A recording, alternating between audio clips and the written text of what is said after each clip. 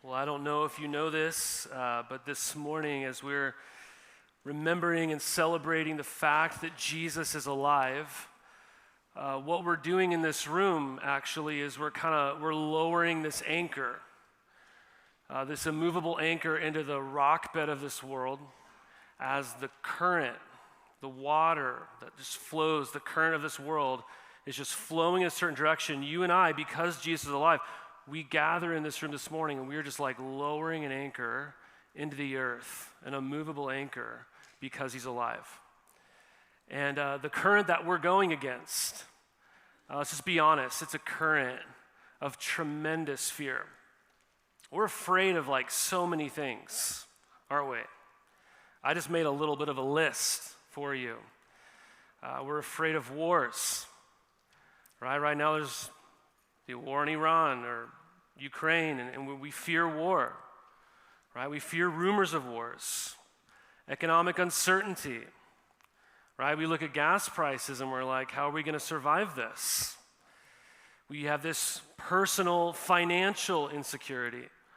We have personal fears, emotional fears. We ask questions like, man, will I end up alone? We're afraid of commitment.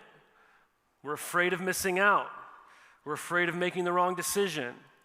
We're afraid of the silence and being alone with our thoughts. We're afraid of being fully known. We're afraid of being wrong. We're afraid of illness. We're afraid of death. We're afraid of not measuring up. We're afraid of being judged. We're afraid of being rejected. We're afraid of being canceled. We're afraid of raising kids in a messed up world. We're afraid of being hurt again. We're afraid of experiencing violence. We're afraid of being overlooked, and we are even afraid of change. And I could go on and on. Fear in our world, you guys, is not just an emotion, it's an atmosphere. It's the atmosphere. We don't just deal with moments of fear in this world. The current of it is we are discipled by fear. And so I don't know about if you've thought about this, but your view of God and who you know God to be, it'll actually profoundly reshape your fears. So the question is, who do you believe God is? What's your view of God? And where did you develop that view from? I was thinking about this week, how many views I have of things that I have developed, places I've never been, places I've never experienced, and I have strong views of those places based upon the reviews of other people. I mean, I was even looking up hotels the other day for a trip my family was thinking of taking, and I developed some pretty strong views of hotels based upon the amount of stars people gave it and the kind of things that they said about that place. And I was like, this is a nice place. This is not a nice place. We do this with restaurants. Oh, that's a great place. Look at how many stars they got. These people said this about that place. These people said this place is trash, you know? And so we develop all of these really strong opinions, these different reviews about places that we've never even been to before. And sometimes when we go, our experiences don't line up with the review that we even read, right? But I think what's interesting is we kind of do this very same thing with Jesus. We do the same review thing with Jesus. And so I wonder, where did you get your view of Jesus from? I mean, if you want an accurate view of who he is, who God in the flesh really is, then I would challenge you this morning to go to the source. Go to the source. Go to the testimonies of people who encountered him, who knew him, who walked with him, who talked with him, who ate with him, who touched him, who were changed by him, and see what they have to say. Get your review from him, from them. And so that's what we're going to do this morning in Matthew 28. We're looking at an account of an apostle who followed very closely alongside Jesus in his life. He saw Jesus, he touched Jesus, he heard the words of Jesus, he was changed by Jesus. And I want to look at his account this morning so that we can once again get reacclimated with who our God really is and how that profoundly stands against the current of this world. I'm going to read beginning at verse 1. Don't let this famous story fall on a yawning heart this morning. This is the greatest story ever told. Now after the Sabbath, Toward the dawn of the first day of the week, Mary Magdalene and the other Mary went to see the tomb. And behold, there was a great earthquake, for an angel of the Lord descended from heaven and came and rolled back the stone and sat on it. His appearance was like lightning, and his clothing white as snow. And for fear of him, the guards trembled and became like dead men. But the angel said to the women, "Do not be afraid, for I know that you seek Jesus, who was crucified. He is not here." Must have been the longest pause in the history of their hearts. He is not here, for he has risen. As he said, "Come, see the place where he is. See the place where he lay." "Then go quickly and tell his disciples that he is risen from the dead, and behold, he is going before you to Galilee, and there you will see him. See, I have told you." So they departed quickly from the tomb with fear and great joy, and they ran to tell his disciples, and behold, Jesus met them and said, "Greetings." And they came up and took hold of his feet and worshiped him. Then Jesus said to them, "Do not be afraid. Go and tell my brothers to go to Galilee, and there they will see me." While they were going, behold, some of the guard went into the city and told the chief priests all that had taken place. And when they had assembled with the elders and taken counsel, they gave a sufficient sum of money to the soldiers and said, "Tell people, his disciples came by night and stole him away while we were asleep. And if this comes to the governor's ears, we will satisfy him and keep you out of trouble." So they took the money and did as they were directed, and this story has been spread among the Jews to this day, meaning the time of Matthew's writing. Now the 11 disciples went to Galilee, to the mountain to which Jesus had directed them, and when they saw him, they worshiped him, but some doubted. And Jesus came and said to them, "All authority in heaven and on earth has been given to me. Go therefore and make disciples of all nations, baptizing them in the name of the Father and of the Son and of the Holy Spirit, teaching them to observe all that I have commanded you. And behold, I am with you always to the end of the age." To the end of the age. I want to ask 3 questions this morning about this story, which is the story that turned this world upside down. And the 3 questions are this. I'll give them all to you right now. What happened? Do you want it to be true? Do you want it to be true? Why does it matter? What happened? Do you want it to be true? Why does it matter? What happened? What happened? What happened that caused people in Jerusalem to crucify Jesus, and then 50 days later in the same city convert and give their lives to him and praise him as Lord and Savior and Son of God? What happened that in 50 days a city would crucify a person and then 50 days later would worship that person? What happened? Well, if you look back in chapter 27, we need to see the gravity of the situation, don't we? Because here at the beginning of our story, we see Mary Magdalene, who was someone who had 7 demons cast out of her. Jesus had changed her life. She had followed Jesus devoutly. And there's another Mary here, which is sadly, they're just called the other Mary, but she was a real Mary too, right? She was a real person.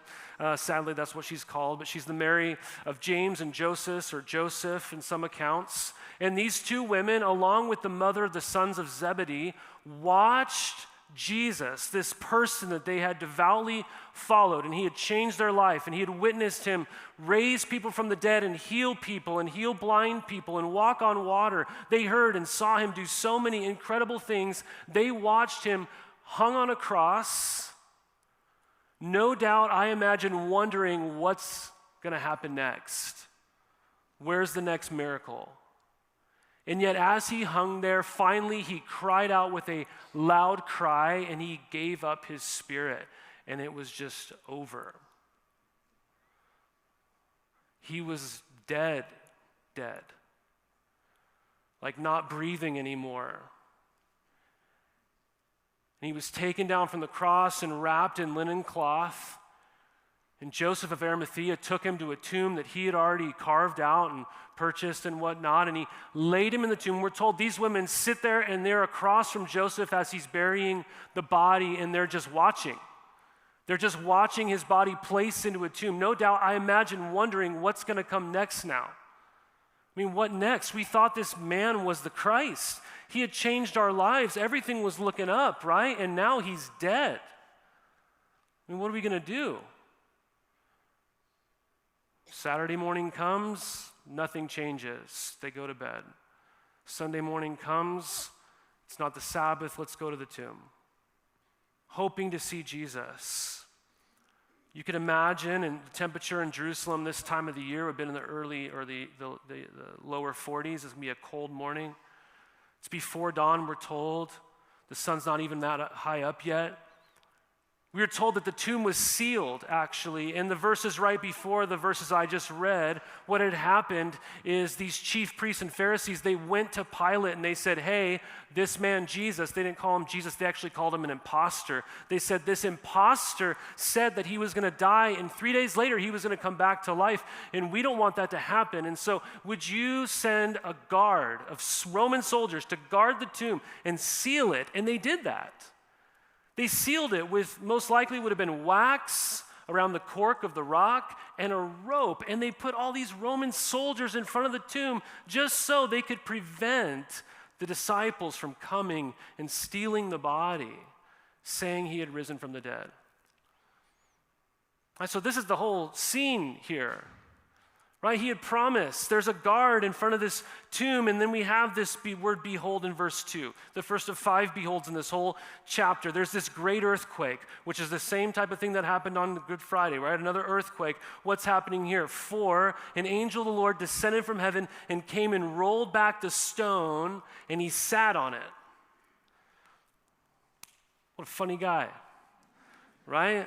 I think it's so interesting. He just sits on the rock. He could have sat anywhere, right? But he sits on the rock, right? And his appearance was terrifying. They said it was kind of like lightning. It was kind of like white snow. It was just so dazzling, probably hard to even look at. And this made those guards that were so tough, right, tremble with fear. And they were there to guard the body of a dead man. And Matthew says they became as if they were dead men.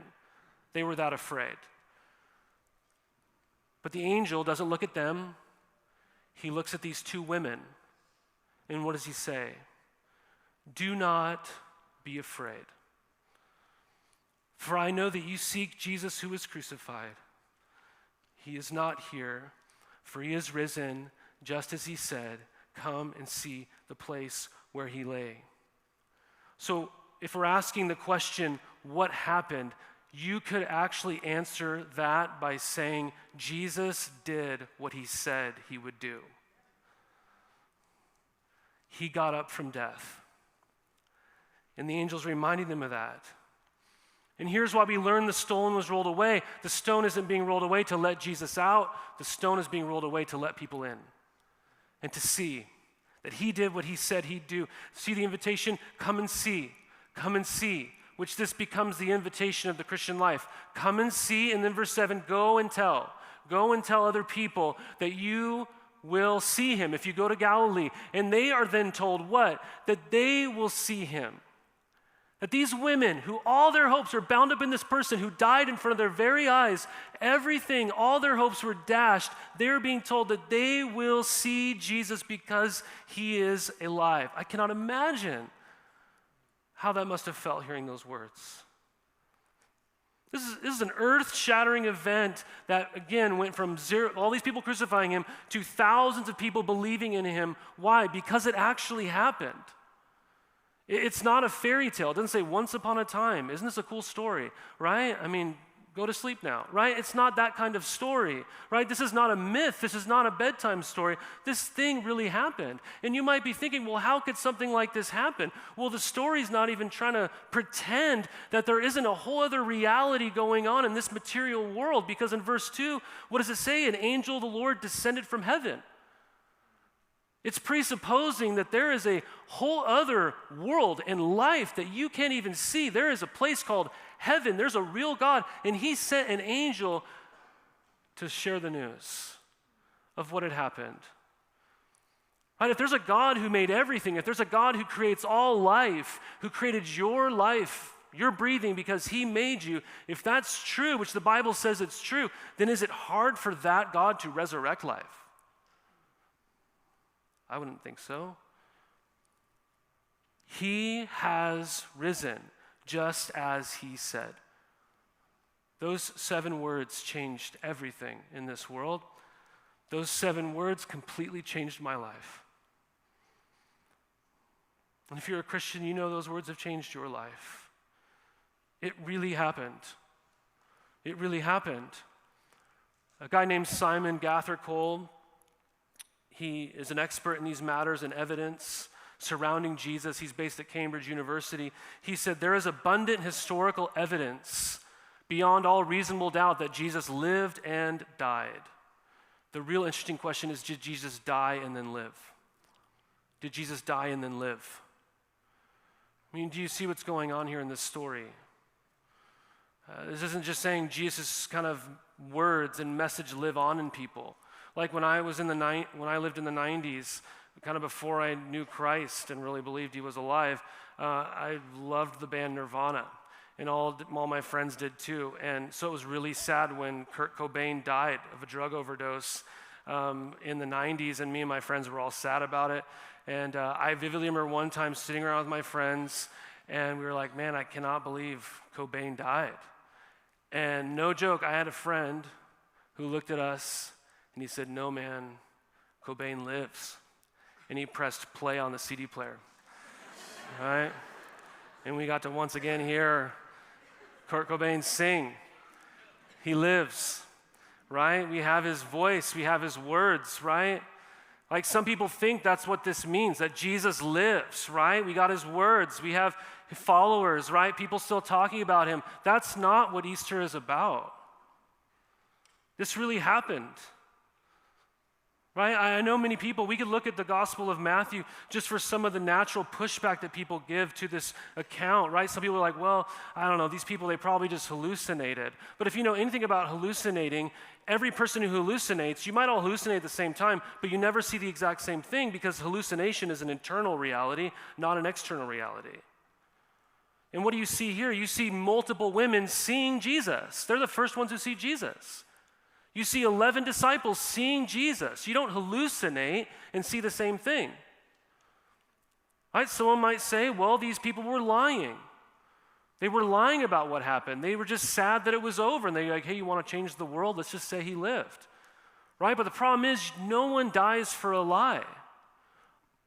All those 11 people who worship Jesus at Galilee, all but one of them will die a martyr's death. And if we know anything about the human soul, the human life, it is that when you're pushed to that brink, you're going to say, hey, the jig is up, right? We just thought it would be funny, right? It's not worth it anymore.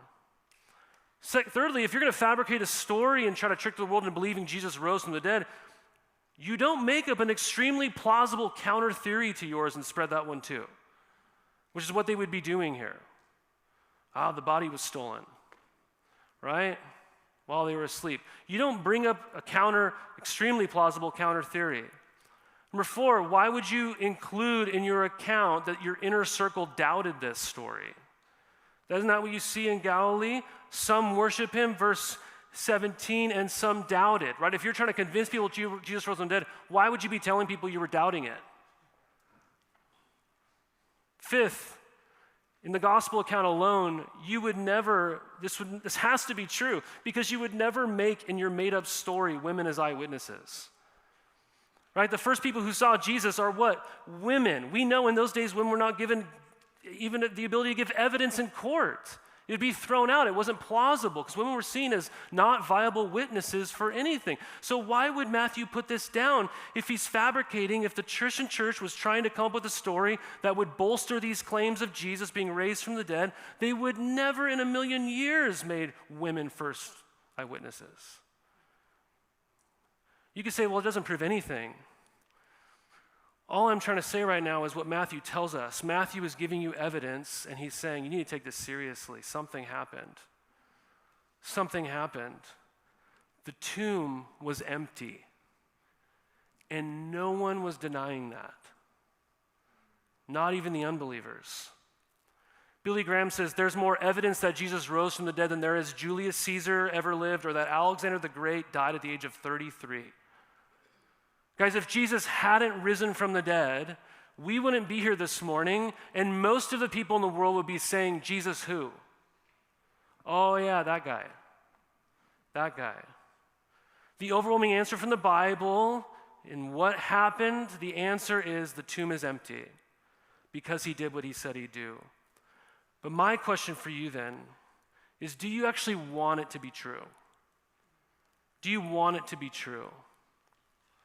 Well, where are you this morning on that? That's a question of desire, isn't it? Do you want it to be true? Or do you not want it to be true?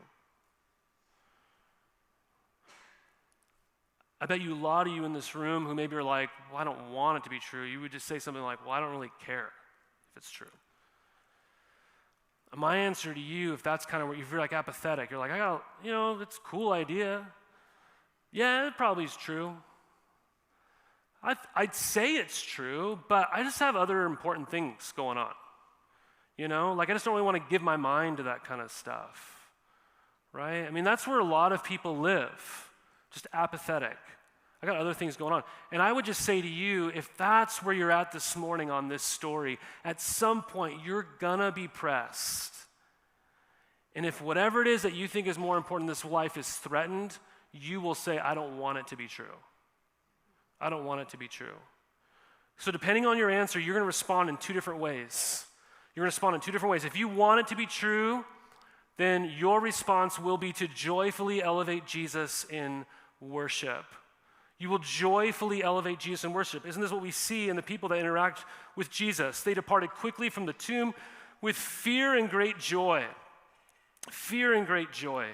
These women wanted it to be true. Why? We even know this in verse 5. The angel says, I know that you seek Jesus who was crucified. They want it to be true. And so when they find out that it's true, they can't wait to see Jesus. And so with fear and great joy, they run. And as they're running to tell their friends what has happened, Jesus appears to them and he says, greetings. Which sounds way too casual for the situation, right? Doesn't that just sound like, hey guys, brisk morning, isn't it? No. The word actually means rejoice. Rejoice. Rejoice. Right? Be glad. And so they see him. They see him, and they fall at his feet, and they grab a hold of his feet. Blood pumping through that body, and they worship him. What happens in verse 16? The 11 disciples, they go to the mountain that Jesus told them to go to and meet them, and when they saw him with blood pumping through his body, they worshiped him. Do you know what that means? That means Jesus is God. Because the testimony from the entire Bible is that you should worship the one true God and no one else. And so if you ever see people worshiping someone other than God, they are rebuked, aren't they? Even in Revelation, John sees an angel. He's kind of just unsure what happened. He sees an angel and he falls down to worship the angel. And the angel says, hey, don't do that. Right? Worship God. But here, Jesus is receiving worship because he is God in the flesh who has just conquered death.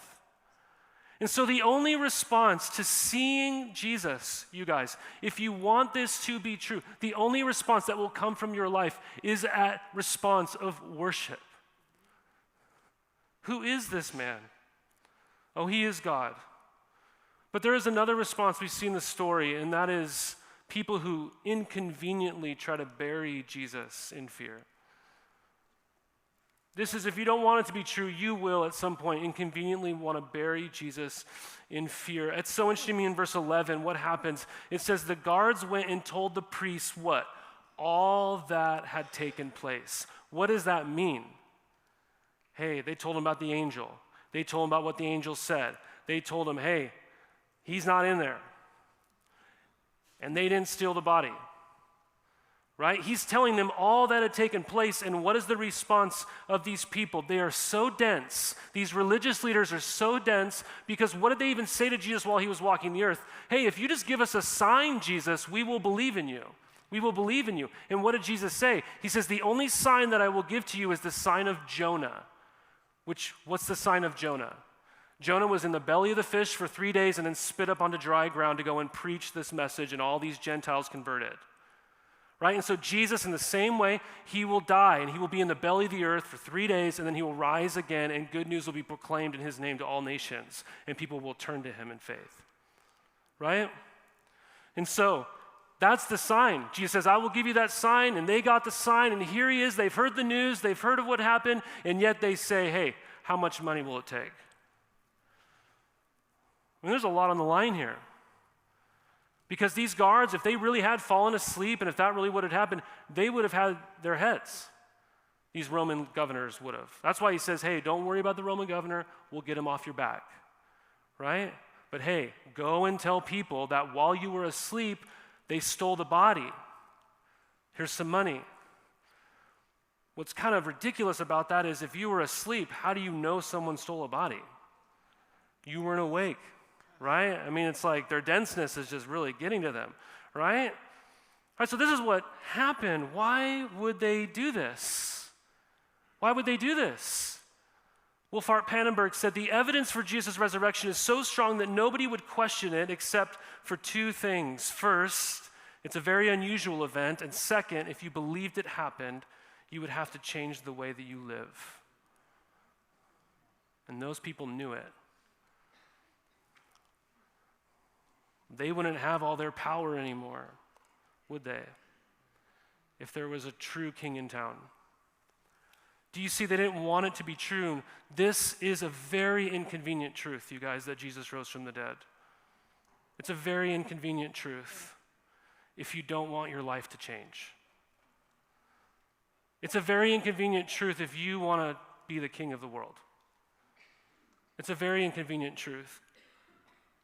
So what about you? What could buy you out? What could buy you out? What do you really want in this world? What do you really want in this world? What do you want in this life?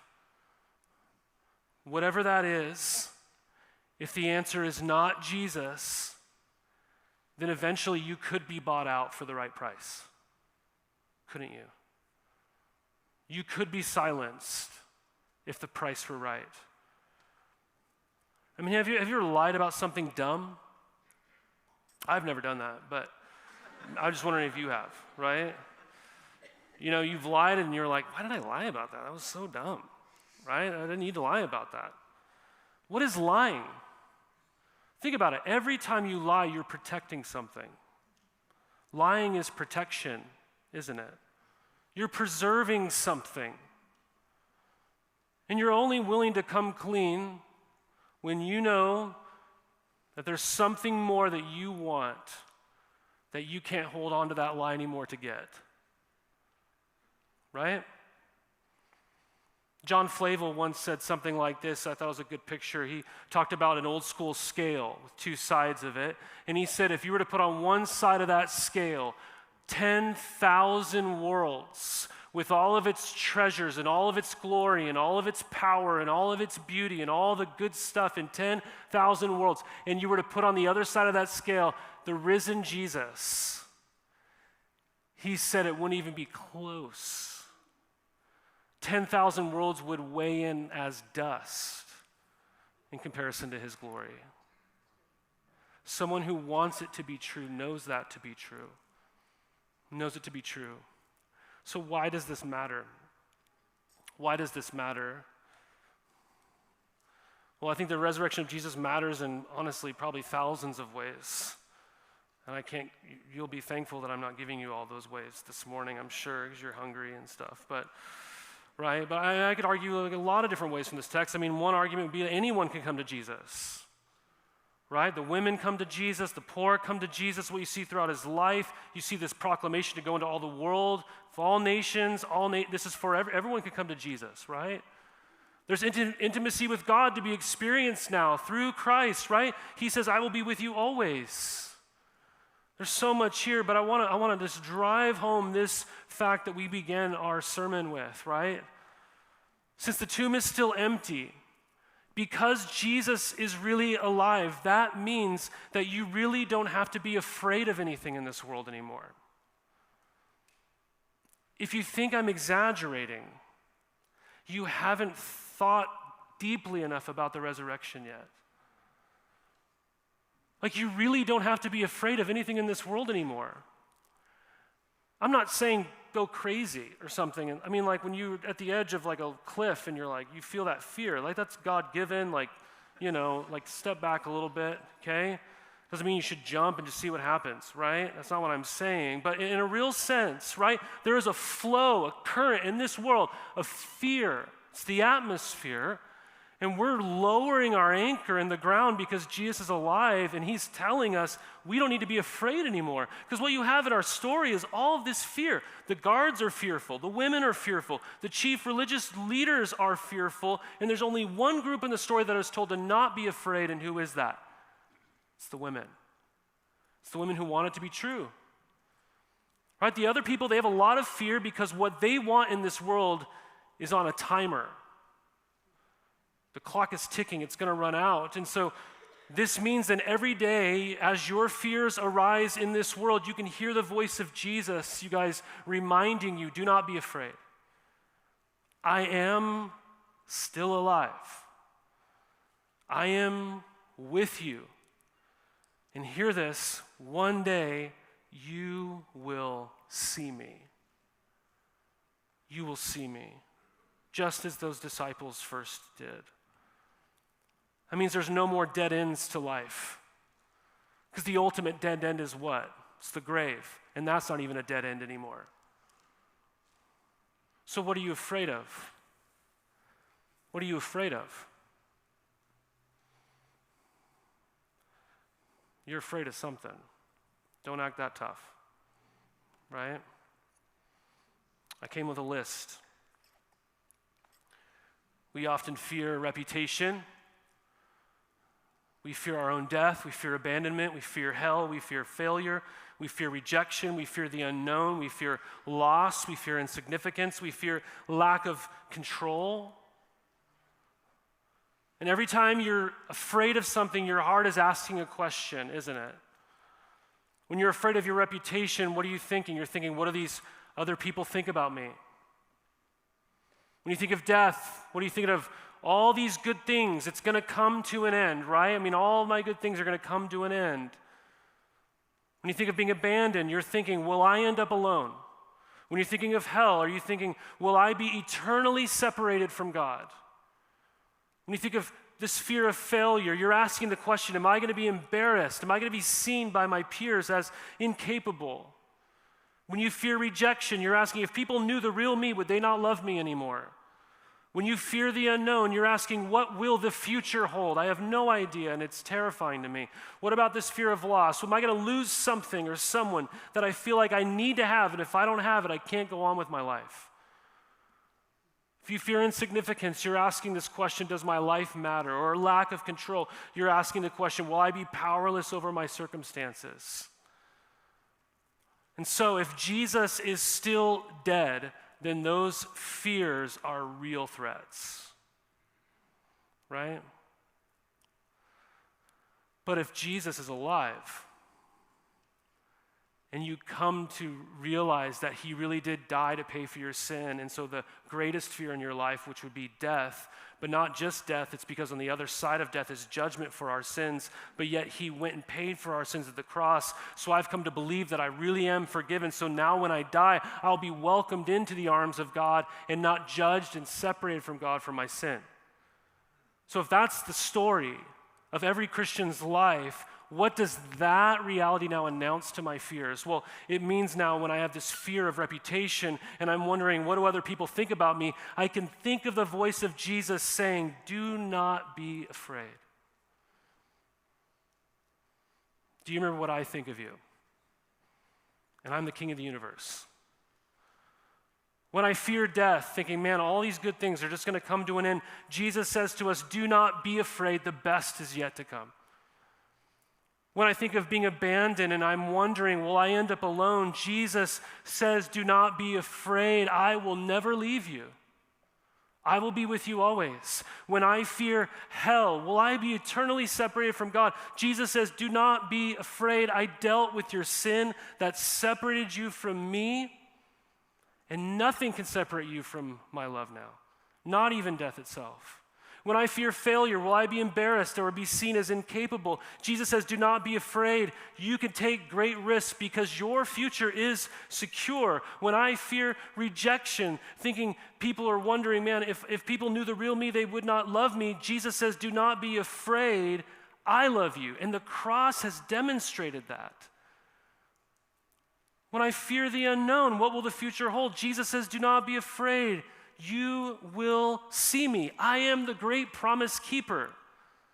When I fear loss, wondering if I'm going to lose something or someone that I feel like I need in this life, Jesus says, do not be afraid. You do not grieve today without hope. When I fear this question of insignificance, if my life really matters, Jesus says, do not be afraid. I've given you a purpose that transcends your day-to-day, and Matthew wrote about it at the end of his gospel. When I fear this powerlessness over my circumstances, Jesus says, do not be afraid. I have all authority in heaven and on earth. What are you worried about? I said at the beginning, your view of God profoundly shapes your fears. But there is something more to that. Because what I'm talking about is not just your view of God that you've put on a shelf. And so I say, hey, what's your view of God? And you go, well, let me look. Right? And you get it out and you go, it says here, I believe he rose from the dead. Right? That's not what I'm talking about. I'm not saying, what have you memorized as the answer to that question? I'm saying, like, who do you actually know God to be personally in your life? That's the question. When you really know him, it changes your fear, doesn't it? It changes your fear. My family and I, we flew to Montana for Christmas to see my family, and then we flew back. We flew through the Santa Ana airport, and while we were on our flight from Salt Lake City to Santa Ana, I was sitting there in my chair, and this guy got up and he walked down the aisle, and when he walked down the aisle, I was like, oh my goodness, I know that guy, but I never met him. It was this random person who, for the last 16 years, I had followed on social media. I actually had an interaction with him once on social media, right? I could tell you all the different places he had lived and pastored, where he was living then, what the name of his church was, different podcasts he's done, right? I could tell you so many things about this man's life. I could tell you how many kids he has, his wife's name, his executive pastor's name, who when we got off the plane, I saw that his wife and kids were with him, and his executive pastor was with him, and I knew that they loved Disneyland so much, and we were in Santa Ana. I'm like, they're going to Disneyland for their, Christmas vacation. I could tell him all these things, and I walked up to Elizabeth. I was like, I can't believe it. That's Ryan. I'm not going to tell you his full name. I was like, that's Ryan. Right? And she's like, you know Ryan? I was like, I don't know Ryan, but I've followed Ryan for a while. I could tell you a lot of things about Ryan. She's like, go talk to him. And I was like, I'm not going to talk to him. That'd be so creepy. Right? I'll just announce it on Easter Sunday that I know this guy's name and so much about him, right? That's a weird thing, right? It made me question social media. I often have those moments, right? You're like, this is weird. I know way too much about you, and I don't really actually know you. I don't really know you. And I began to wonder how well that described my relationship with God. Do I know this story? I'd never thought about that guy for a year, but I took it off the shelf, could tell you all about it, filed it back away.